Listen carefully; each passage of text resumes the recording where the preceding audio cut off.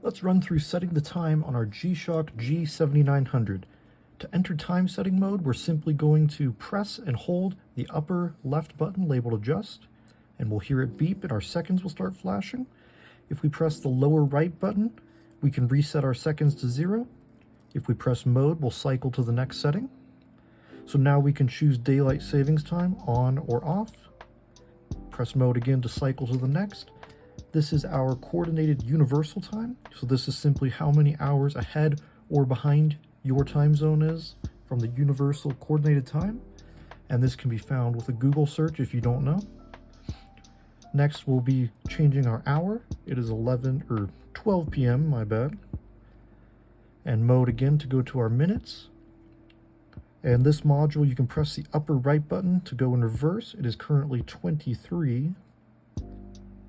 Press mode again and we'll go into our year. It is 2025.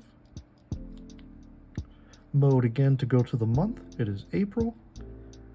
Mode again for day. It is the 7th.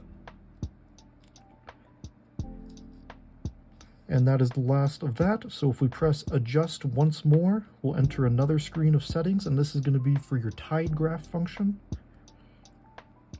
So first we can enter our longitude using the forward and reverse buttons. And if we press mode, we can change between east and west.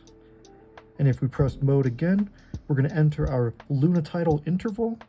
Now, I don't live near the coast, so this isn't too relevant for me, but this value can be found with a quick Google search.